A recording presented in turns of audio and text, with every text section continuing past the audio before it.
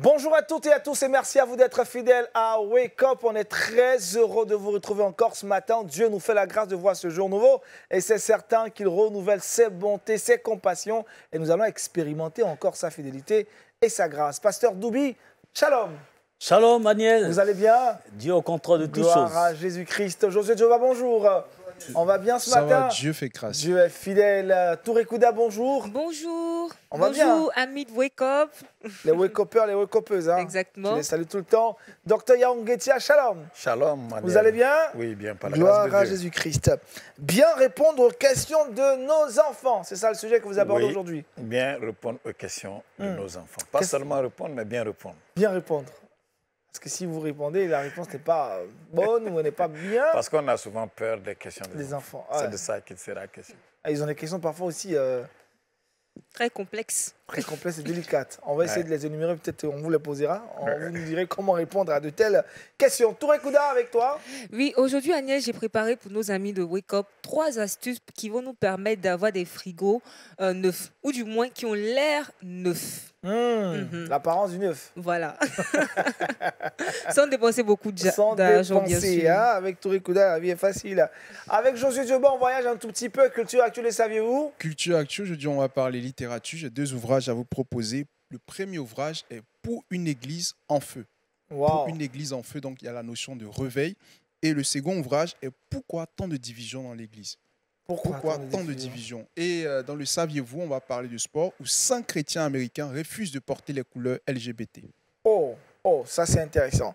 Et la bonne nouvelle ce matin, c'est que ce qui est anormal deviendra normal. Normal. C'est le thème que le pasteur Doubi aborde et c'est dans Méditons ensemble.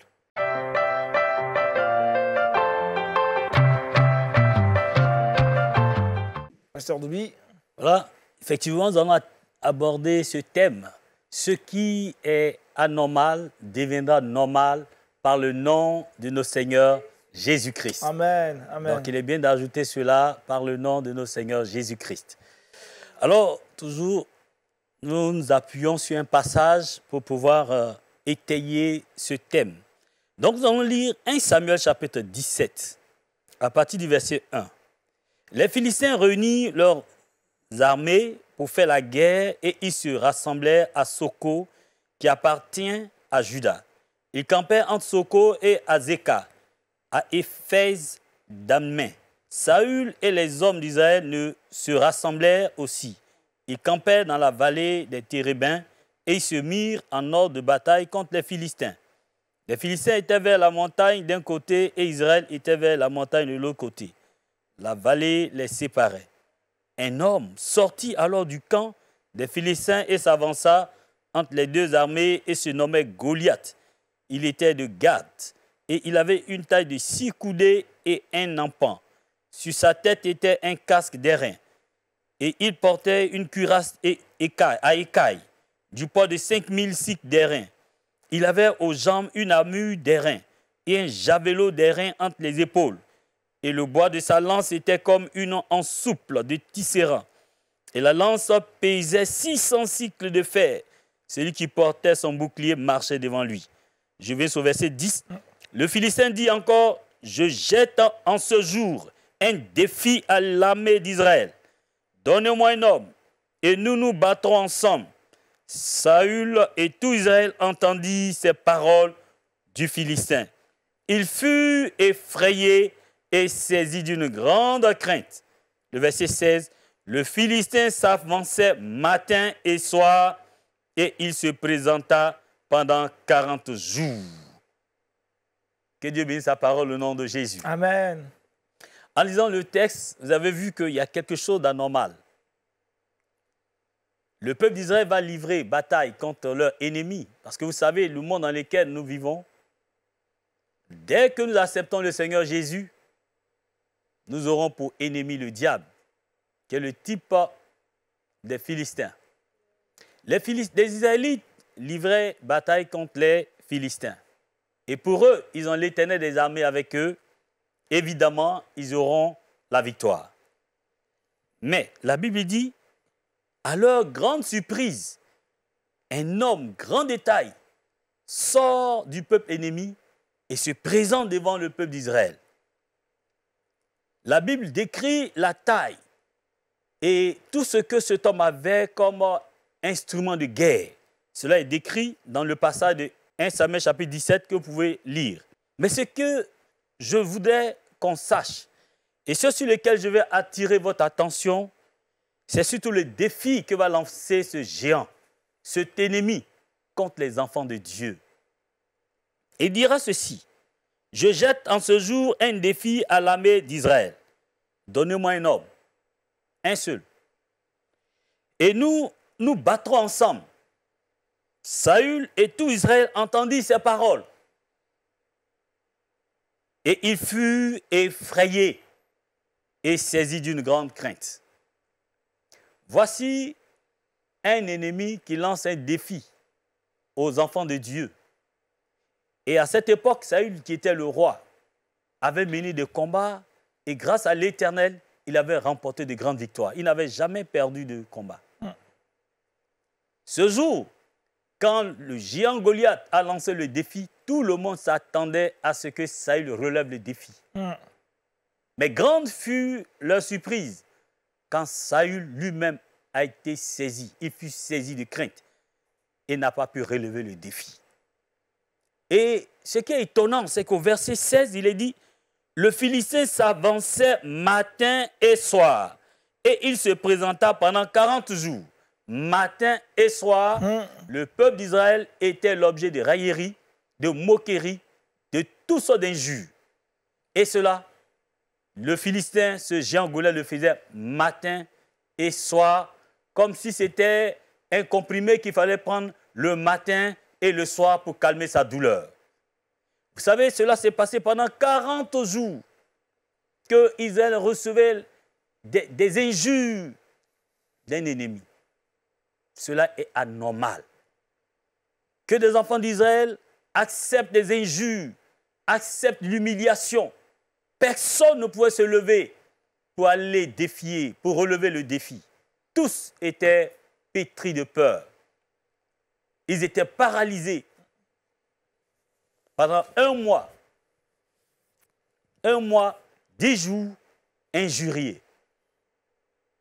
La Bible nous dit que un jeune homme, et je veux bien mentionner ce verset, le verset 12 dit: or, David était fils de ce Éphratien. Or, vient marquer un contraste. Si parmi le peuple d'Israël, composé de tout le peuple des soldats, de Saül, de ses fils, et des frères même de David, qui se nommaient Eliab, Shama, Abinadab, ils étaient des soldats. Si ces personnes n'ont pas pu relever le défi, il y avait un jeune homme appelé David qui allait le faire. Alléluia. Amen, amen. Et David est le type de Christ qui va venir relever le défi. Quand David a vu que Saül défiait les enfants de Dieu, il s'est porté volontiers pour relever le défi. La suite, vous le connaissez. David a vaincu Goliath. Amen. Ce qui était anormal est devenu normal. Alléluia. Amen. Dans ta vie, chers frères, certainement une situation a surgi. Tu vis une situation qui est anormale. Une situation qui vole ta joie, ta paix, ton bonheur, et tu es troublé. Matin et soir, ce problème se présente devant toi. Certains vont prendre la drogue, l'alcool pour oublier leurs problèmes. Mais quand l'effet, après que l'effet soit passé, ils se voient encore à nouveau face à ces problèmes qui les rongent. Le prophète Jean-Baptiste dira ceci lorsqu'il devait annoncer l'arrivée du Sauveur. Il a dit dans Luc chapitre 3, à partir du verset 4, « Préparez le chemin du Seigneur, aplanissez ses sentiers, toute vallée sera comblée, toute montagne et toute colline seront abaissées, et ce qui est tortueux sera redressé, et les chemins raboteux seront aplanis. » Alléluia. Amen. Et il termine par dire, en disant, il disait donc, il dit, et toute chair verra le salut de Dieu. Toute chair verra le salut de Dieu. Qui est ce salut? Qui est-ce que toute chair verra? Il s'agit de Jésus-Christ qui vient nous donner, qui vient rendre et transformer ce qui est anormal en ce qui est normal. Vous savez, dans la vie, il y a des montagnes qui se dressent sur nos chemins, comme Jean-Baptiste l'a dit. Préparez le chemin du Seigneur, car toute vallée sera comblée. Les vallées, ce sont des creux. Ce sont des trous profonds entre deux montagnes. Ça peut être des manquements dans la vie des gens. Un besoin, un vide que tu cherches à combler et tu n'arrives pas. Mais Jean-Baptiste prophétise en disant « Toute vallée sera comblée ». Amen. Le vide, ce qui est anormal dans ta vie, sera comblé. Amen. Il y a un manquement, quelque chose te manque. Peut-être tu as besoin d'affection, tu as besoin d'amour, tu as besoin de l'attention des gens afin de te sentir heureux ou heureuse. Jésus-Christ peut combler ce vide. Le Seigneur peut combler ce vide. Amen. Alléluia. Amen. Et il dit, Amen. ce Amen. qui est, les montagnes et toutes les collines seront abaissées. Amen. Cette fois-ci, ce ne sont pas des vallées, mais ce sont des montagnes qui se dressent. Ce sont des oppositions. Comme nous l'avons vu tout à l'heure dans le cas du peuple d'Israël face aux Philistins, Goliath était une montagne devant eux. Goliath les a fait peur. Goliath les a terrorisés au point où personne ne pouvait relever le défi. Mais le prophète Jean-Baptiste dit, toute montagne et toute colline seront abaissées dans ta vie. Et je déclare que les montagnes dans ta vie soient abaissées au nom de Jésus-Christ. Amen. Et continue en disant, ce qui est tortueux sera redressé. Amen. Et les chemins raboteux seront aplanis. Ce qui est tordu sera redressé, dit l'Éternel. Il y a des situations normales dans ta vie qui surgissent. La maladie, un accident, des ruptures dans le fiançailles, une crise dans le foyer qui veut vous entraîner dans le divorce. Mais le Seigneur est fidèle. La Bible déclare que le Fils de Dieu est apparu afin de détruire les œuvres du diable. Si les œuvres du diable viennent te voler ta quiétude et ta paix, le Seigneur Jésus-Christ est là pour te délivrer. Amen. Garde confiance en sa parole et il viendra pour te délivrer. David a eu confiance en l'Éternel. Et à cause de cette confiance qu'il avait en lui, il savait identifier ce qui est anormal. Lorsque nous sommes dans la volonté de Dieu, lorsque nous avons des temps de prière, des temps de méditation, nous reconnaissons ce qui est anormal.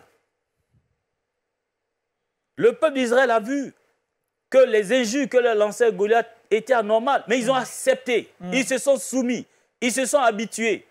Des personnes s'habituent à des situations anormales et considèrent que ce qui est anormal vient de Dieu. Non! Pensez-vous que le défi que Goliath a lancé contre le peuple d'Israël, au point où personne ne pouvait le relever, venait du Seigneur? Non! Il y a des frères et sœurs qui, dans leur vie, ont des défis, sont confrontés à des défis. Et ces défis peuvent être d'ordre spirituel comme d'ordre physique. Quels que soient ces problèmes, le Seigneur Jésus te dit ce matin, ou en cette journée, qu'il veut transformer cette situation anormale en situation normale. Et quand l'Éternel le fait, la honte qui devait tomber sur toi est vécue au nom de Jésus. La Bible dit, quand nous tournons vers lui le regard, on est rayonnant de joie et le visage ne se couvre point de honte. Le Seigneur enlèvera la honte qui veut te couvrir. Ce qui est l'objet de raillerie dans ta vie, le Seigneur le fera. Il a fait pour cette femme Anne, dans 1 Samuel, chapitre 1. Anne était mortifiée par sa rivale Pénina, qui chaque année se moquait d'elle parce qu'elle n'avait pas d'enfant. C'était anormal. Et même elle en voulait à son mari. Mais ce dernier ne pouvait pas lui donner d'enfant. Elle n'a pas attendu. Elle ne s'est pas laissée abattre par cette situation anormale. La Bible dit qu'elle est allée dans la maison de Dieu, crier, prier. Et cette situation anormale est devenue normale parce que Dieu a exaucé sa prière. Je vais dire à quelqu'un que ce qui est anormal dans ta vie deviendra normal. Amen. Si le peuple d'Israël, avec le roi Saül, n'ont pas pu relever le défi, c'est parce qu'ils vivaient dans le péché. Saül ne marchait pas dans l'obéissance à la parole de Dieu. Et parce qu'il était désobéissant, que lorsqu'il s'est trouvé face au défi qui était devant lui, il a accepté la situation normale. Mais quand nous vivons une vie de sanctification, quand nous cherchons à plaire à Dieu devant les situations anormales, le Seigneur nous donnera de sortir victorieux. Que Dieu bénisse au nom de Jésus. Amen. Amen. L'anormal deviendra normal. Ce qui est anormal deviendra normal. Message qui nous rassure que nous n'avons pas à craindre. Parce qu'au nom de Jésus, tout ce qui est anormal devient normal. N'est-ce pas, docteur Yaongetia? Ah oui, c'est juste parce que ce que Dieu a voulu, c'est ce que Dieu a voulu était normal. Maintenant, avec la désobéissance, c'est devenu anormal. Donc, pour Dieu, rendre ce qui est anormal, on dirait que c'est un jeu d'enfant. Quand on rencontre le Seigneur, il doit y avoir vraiment un changement dans nos situations. Amen. Touré Kouda, un témoignage? Oui, bon, pas un témoignage, c'est plutôt une préoccupation. Parce que la Bible nous dit qu'on doit accepter souvent les injustices. Paul, qui l'a dit, il dit d'accepter des injustices, que c'est ce qui nous rend même enfants de Dieu. Donc, est-ce que lorsqu'on refuse certaines injustices, ce n'est pas fait preuve d'égoïsme, d'orgueil? C'est vrai que bon, là, vous dites qu'on ne doit pas accepter ces choses anormales, mais la Bible nous dit souvent aussi, en tant que chrétien, on doit accepter certaines injustices.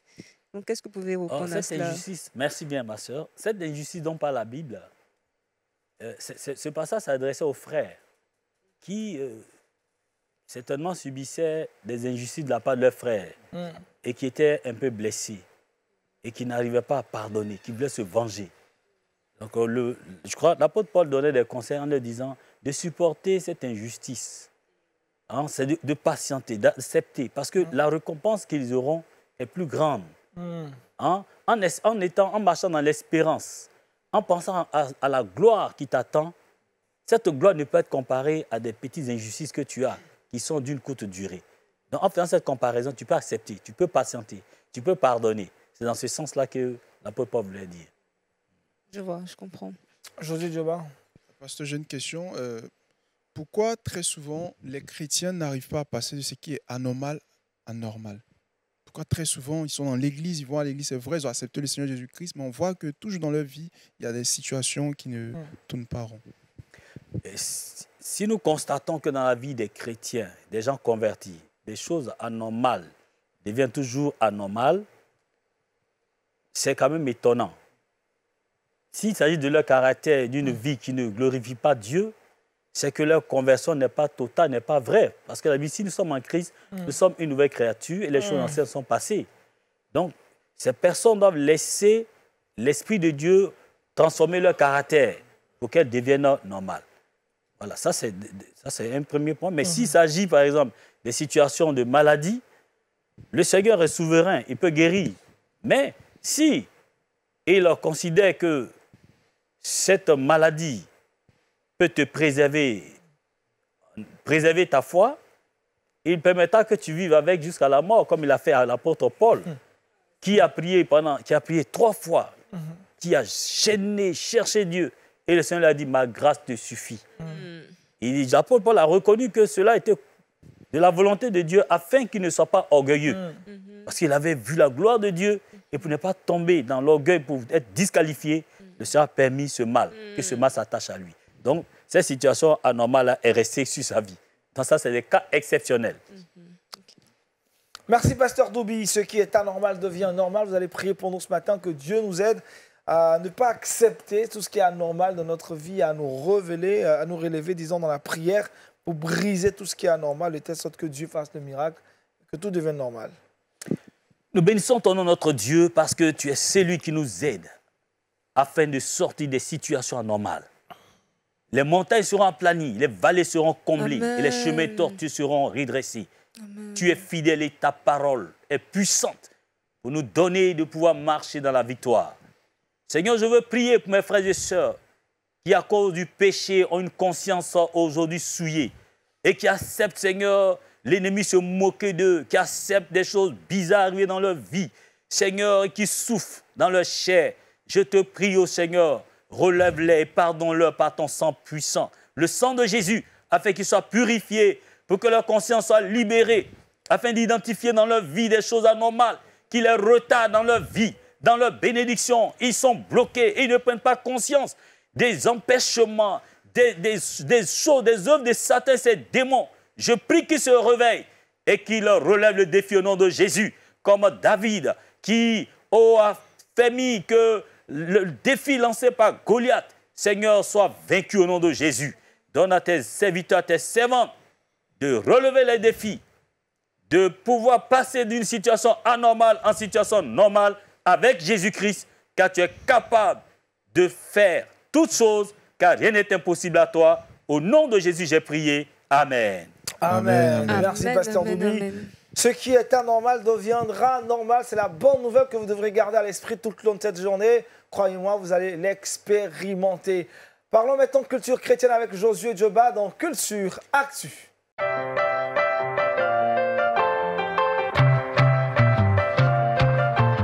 Avec Josué Djoba, on parle littérature. On parle littérature aujourd'hui, Daniel. Alors, le premier ouvrage que je propose est Pour une église en feu, composé de 244 pages de Fred Atley, où il décrit ce qu'est une église enflammée pour le Seigneur. D'abord, il faut comprendre que dans le livre d'Apocalypse, lorsque Jésus parlait aux églises, il y avait l'une de ces églises-là à qui reprochait la tiédeur. Il dit, tu es ni chaude ni froide. Donc, on comprend en fait que Christ veut que nous soyons bouillants, Christ veut que nous soyons enflammés pour l'œuvre du Seigneur. À quoi nous assistons aujourd'hui, c'est que trop de chrétiens dans nos assemblées ne veulent pas œuvrer pour le Seigneur. Trop de chrétiens dans nos assemblées aujourd'hui ne veulent pas faire l'œuvre de Dieu avec passion. Ils aspirent au réveil, ils veulent le réveil, mais ils ne veulent pas être acteurs du réveil. Ils veulent le réveil, mais ils ne veulent pas être des missionnaires pour ce réveil-là. Alors, c'est un ouvrage donc, qui vient nous interpeller parce qu'il n'y a pas de réveil sans feu. Et l'Église doit se réveiller et sortir donc de ce sommeil, comme la Bible veut le dire.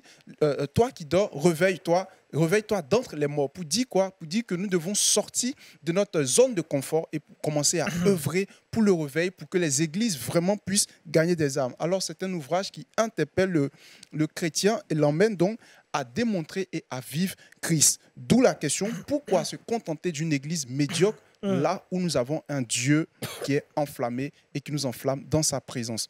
Le second ouvrage que je propose est celui de George Verwer. Pourquoi tant de divisions dans l'Église? Aujourd'hui, l'un des problèmes majeurs dans l'Église, c'est la division. Certaines personnes sont sectaires, on ne croit pas en telle assemblée, on ne croit pas en tel ministère, ne sachant pas que c'est Paul qui a planté, Apollos a arrosé, mais Jésus a fait croître. Donc nous devons avoir un esprit d'unité si nous voulons voir l'Église avancer. Amen. Nous devons rester dans cet esprit-là d'unité, de comprendre que ce n'est pas le fait de dire non, celui-là est ceci, celui-là est cela. Non, nous ne devons pas être divisés, comme à l'exemple de plusieurs qui ne connaissent pas le Christ, mais qui sont unis. Mais qu'en est-il de nous-mêmes qui avons le Seigneur Jésus-Christ dans notre vie? Nous devons être unis. Donc, voici donc cet ouvrage. Pourquoi tant de divisions? C'est un ouvrage donc qui vient nous montrer et apporte des réponses clés pour le chrétien qui veut véritablement révéler le Seigneur. Le premier titre de l'ouvrage, c'est... Le premier titre, c'est Pour une église en feu. Donc, on a la notion de réveil.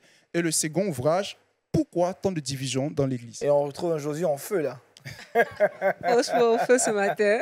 Il est très en feu. Hein. Il a lu les livres. Docteur Josué, un mot sur les ouvrages que Josué nous propose. Ah oui, des ouvrages formidables. Voilà, le réveil, tout le monde aspire au réveil. Et comme Josué l'a dit, il faut qu'on soit aussi acteur. En fait, le feu dont il est question, ce n'est pas le fait que toute l'Assemblée se mette à crier feu, feu, feu, feu, feu. Vous savez que quand il y a le réveil, les hommes pleurent sur leurs péchés. Ils expérimentent la paix, la joie qui viennent de Dieu. Et l'amour de Dieu se manifeste. Amen. Moi, j'ai accepté le Seigneur en 1981. Et il y avait le réveil qui était amorcé en Côte d'Ivoire. Quand vous arrivez à l'église, qu'on vous accueille, qu'on vous dit « bien-aimé », bonne arrivée, bien-aimé. Mais c'est une expression qui vous traverse parce que réellement, ça vient d'une vie enflammée, vraiment pour le Seigneur. Ce n'est pas impossible. Je crois que des gens prient et nous prions tous pour que ce feu-là revienne. Et puis l'autre ouvrage parle de pourquoi tant de divisions. Généralement, il y a des divisions parce qu'on regarde à ce que l'autre fait ou ce que l'autre est. Vous voyez, si nous comprenons que nous avons le même combat, nous comprenons que ce que Dieu veut, c'est de voir chacun en train de faire ce pourquoi il l'a envoyé sur la terre. Non, mais quand on s'arrête et puis on diffuse ce que les autres font, ce que l'autre fait ou ne devait pas faire, ça envoie des problèmes. C'est ça. Et les problèmes de doctrine qui n'ont rien à voir avec la vie de Dieu. J'ai dit de doctrine qui n'ont rien à voir avec la vie de Dieu parce que si nous avons tous la crainte de Dieu, si nous avons l'amour de Dieu, les premiers chrétiens disaient que celui qui a vu son frère a vu son Seigneur. Parce que le frère qui vient à vous vous édifie. Amen. Mais aujourd'hui, c'est des palabres. Or, la Bible dit que c'est enfantin. Si on se chamaille, on finira par se mordre. Et puis, on donne l'accès au diable. Voilà, je crois qu'il faut vraiment sortir de ces petites choses et désirer vraiment la vie de Dieu. La vie de Dieu. Que cet amour du Seigneur coule en chacun. Pasteur Doubi. Oui, ces deux ouvrages sont à recommander aux frères qui aspirent vraiment au réveil dans les églises. Tout le monde aspire à avoir une église en feu, mais nous qui sommes acteurs, la chair est toujours opposée au réveil. On le veut, mais la chair ne veut pas. Et ce dualisme-là, toujours nous avons ce combat entre la chair, la volonté et puis l'action du Saint-Esprit. Donc, ce livre va vraiment aider beaucoup de frères. Et puis, la division, je pense que l'ouvrage va nous donner assez de précision sur ce qui divise les églises. Parce que c'est une question d'intérêt. D'intérêt? En fait, ce sont des questions d'intérêt, oui. Si nous cherchons le même, si nous avons le même intérêt, pourquoi nous nous diviser? Et quand nous n'avons pas les mêmes intérêts, c'est là que nous nous divisons. Voilà, et chacun fait ce qu'il a fait. Si tu luttes pour ton ventre, toi, tu seras un disciple du ventre. Si tu luttes pour le Seigneur Jésus-Christ, tu vas t'associer à ceux qui aiment le Seigneur Jésus. Donc, c'est cela, c'est ce qui se passe actuellement. Ah, Josué, merci pour ces ouvrages. Rappel des ouvrages, le nom des auteurs et où est-ce qu'on peut les trouver? Le premier ouvrage, Pour une église en feu, de Fred Hartley, et le second ouvrage de George Wewer, Pourquoi tant de divisions? Je rappelle que ces ouvrages sont disponibles en librairie chrétienne. Merci Josué Dioba. Ouvrons maintenant le Kids Time avec la thématique du jour, bien répondre aux questions de nos enfants. C'est maintenant.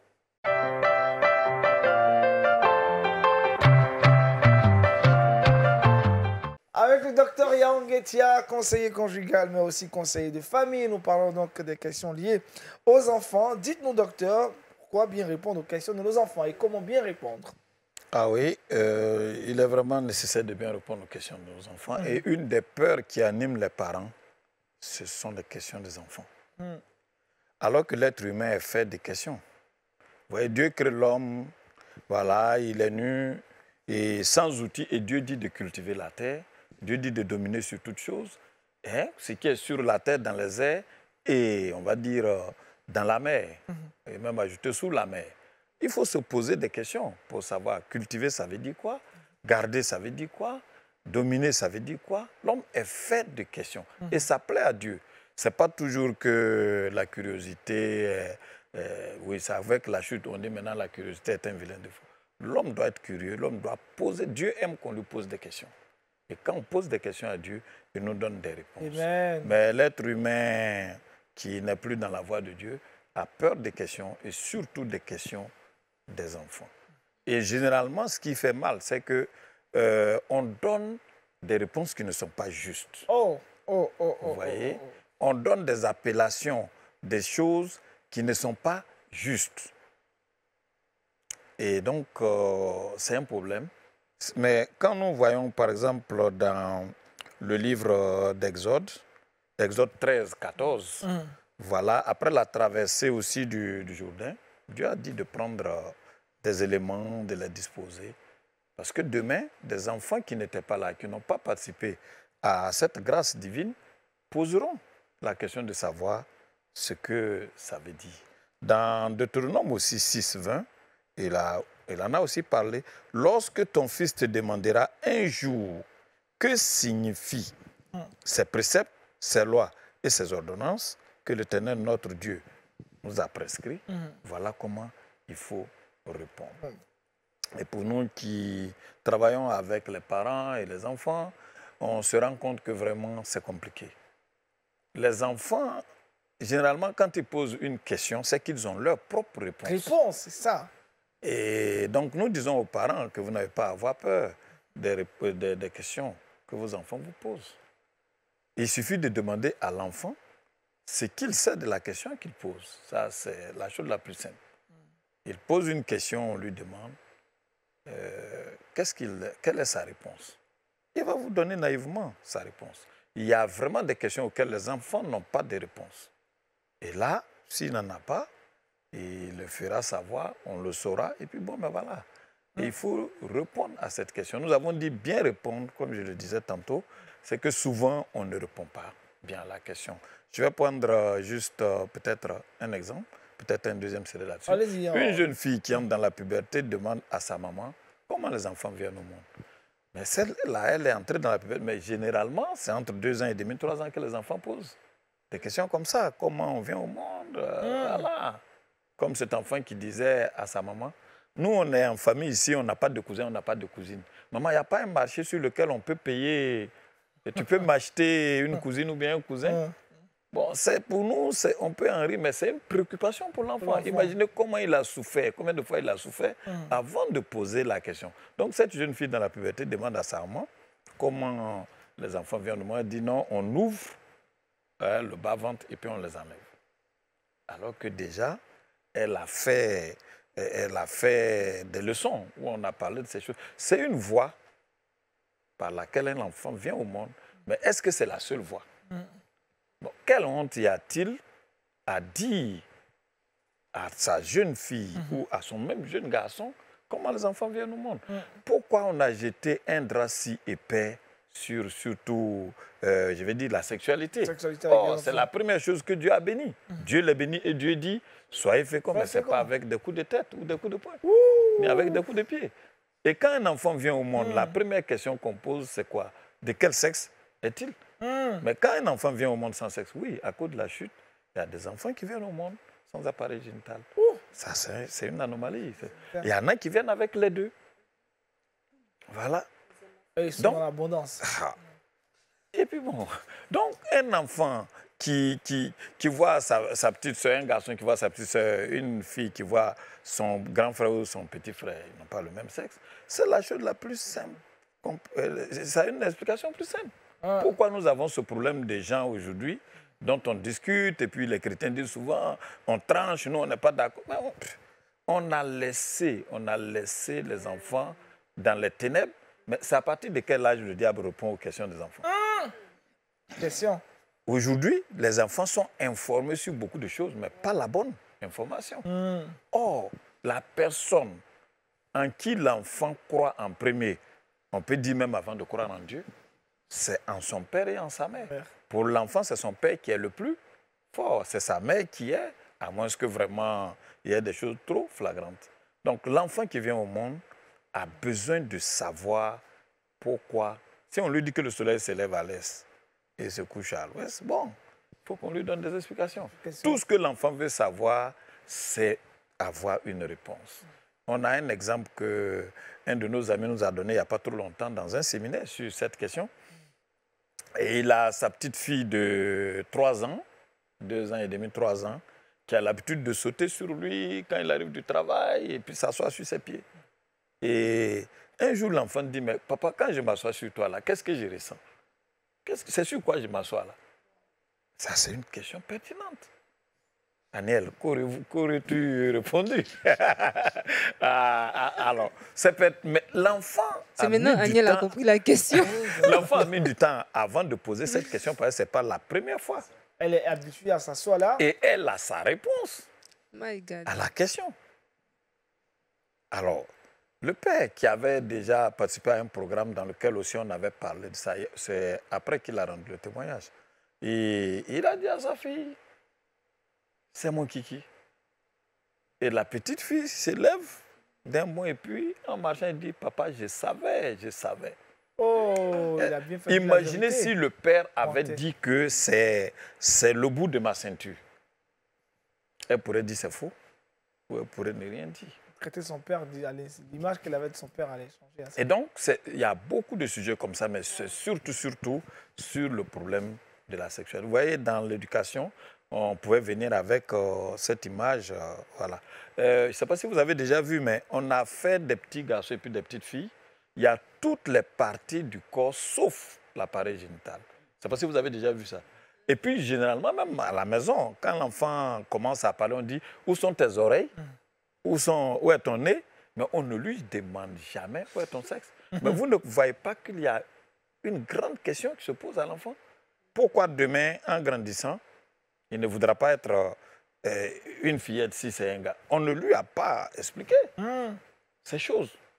Alors donc, ce que nous disons, c'est que les parents ne doivent pas avoir peur de poser des questions, en fait, de répondre aux questions de leurs enfants. Aucune réponse ne blesse l'enfant.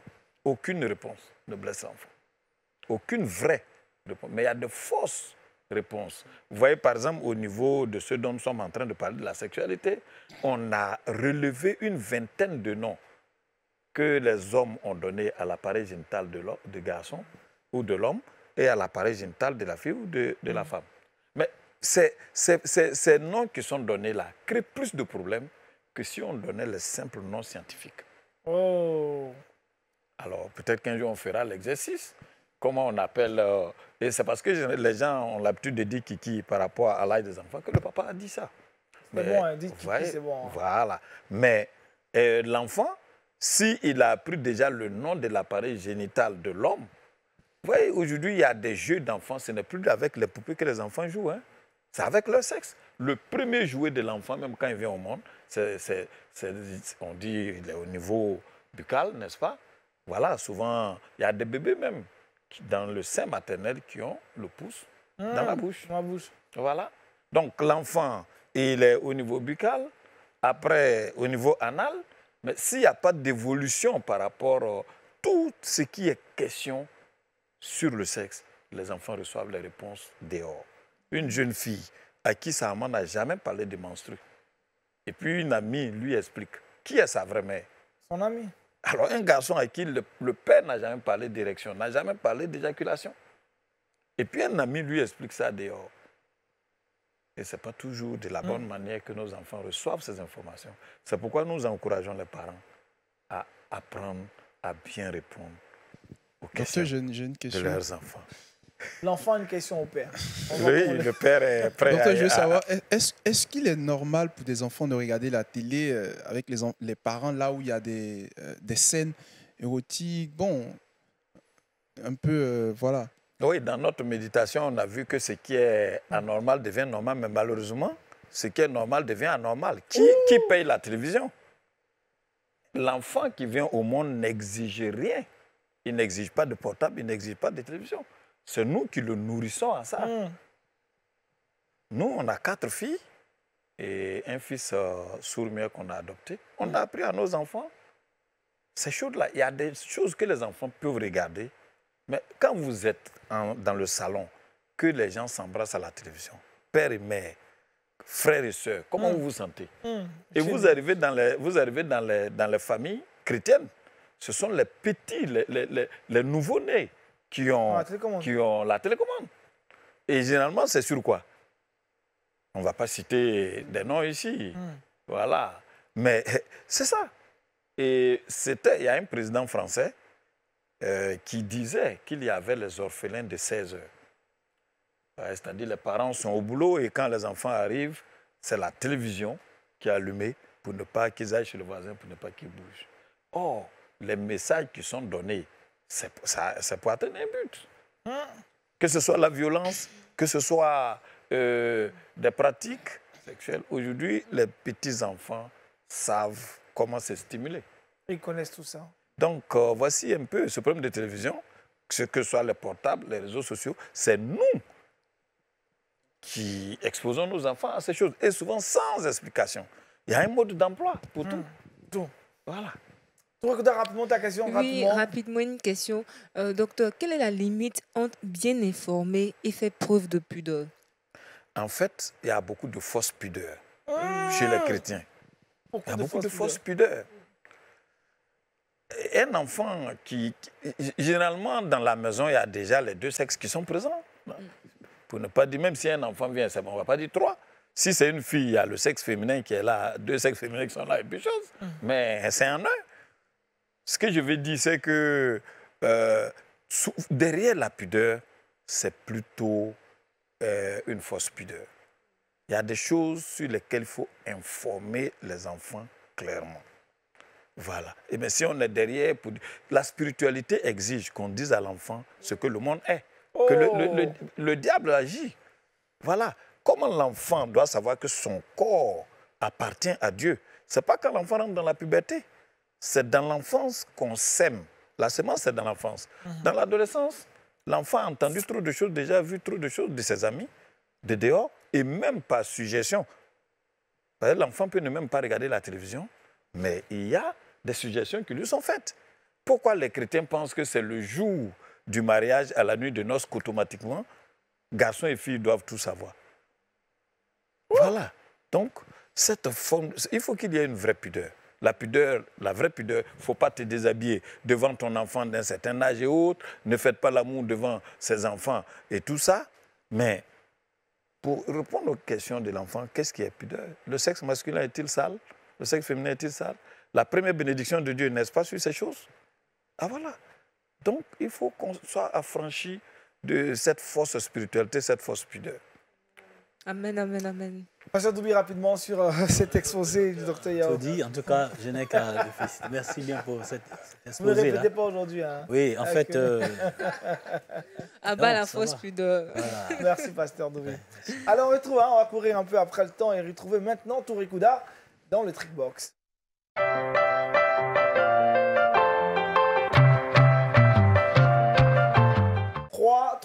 Trois astuces pour avoir des frigos tout neufs. Qui ont l'air tout neuf. Et je parle de l'intérieur des frigos, l'extérieur, mais pas du moteur. C'est-à-dire, si ça concerne le côté technique, là, il va falloir consulter un technicien dans ce domaine.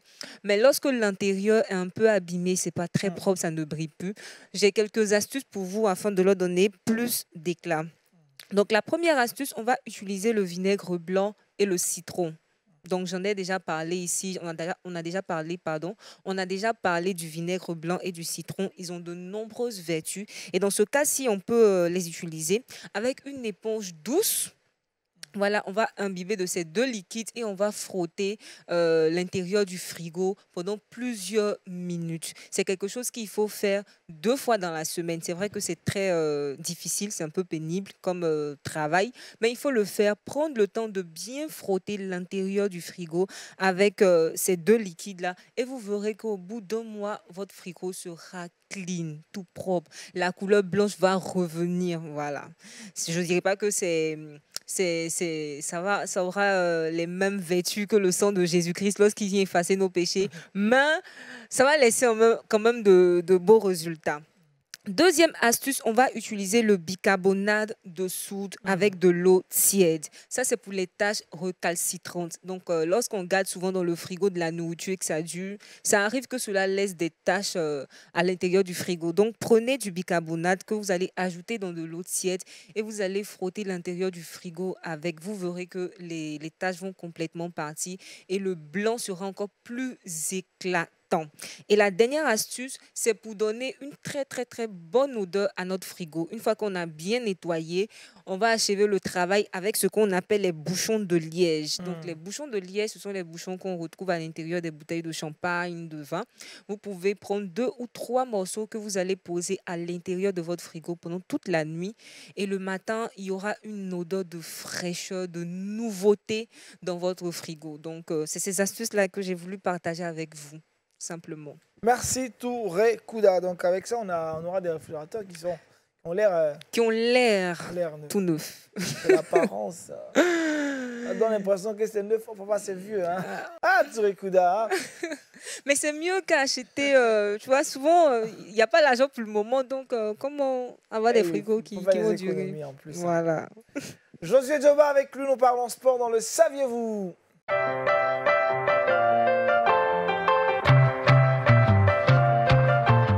Un peu de sport pour s'étirer en fin d'émission. Un peu de sport, Aniel. Il faut dire que 100 chrétiens américains ont refusé de porter les couleurs LGBT, donc le lesbianisme. Bon, je ne vais pas énumérer ici lesbianisme, les gays. Voilà, on connaît. Voilà. Donc, le 4 juin dernier, c'était le mois qui était dédié. Ils ont en effet invoqué leurs croyances religieuses pour justifier leur refus de porter ces couleurs-là. Alors, il faut dire que leurs coéquipiers adversaires ont arboré des tuniques et casquettes colorées, mais Jason Adam, Jalek Biggs, Brooks Raleigh, Jeffrey Spring et Ryan Thompson ont dit non.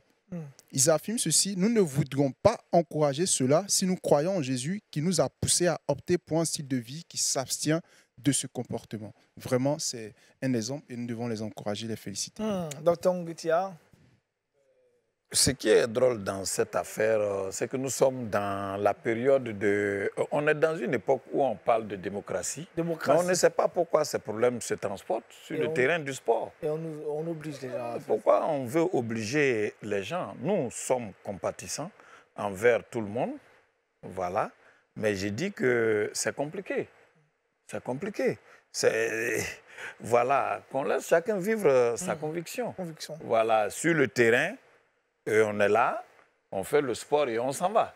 Mais si pour ces choses-là, il faut dire que c'est intéressant parce que sur tous les continents, on a maintenant ces choses. Oui. Parce que là, on avait notre frère sénégalais qui... on avait l'impression que c'était l'Afrique qui était en retard. Mais la Grande Amérique... Je ne sais pas quelles sanctions, Josué, ils ont écopé, ces Américains qui ont refusé là. Non, il n'y a pas vraiment eu de sanctions. Ils ont juste manifesté leur foi, ils ont refusé, voilà. Pour le moment, il n'y a pas de sanctions, mais moi je me dis avec le temps, on va sanctionner ces personnes. Nous sommes dans un système où il faut forcément... On les considère comme des homophobes. Voilà, des homophobes. Oui. Ah oui. Un peu comme Daniel qui refuse de se compromettre. Pasteur Doubi. Oui, effectivement, j'allais prendre un exemple aussi sur les amis de Daniel, Meshach, Shadrach et Abednego, qui se trouvaient aussi face à cette situation où leur foi était mise à l'épreuve. Ils n'ont pas cédé, ils ne sont pas tombés dans le péché, ils sont restés fermes. Et Dieu a honoré leur foi. Donc souvent, en tant qu'enfants de Dieu, nous serons confrontés à des situations difficiles où Dieu mettra peut-être notre foi à l'épreuve, où Satan aussi cherchera à nous tenter, mais nous devons garder la foi pour ne pas faire comme les hommes du monde.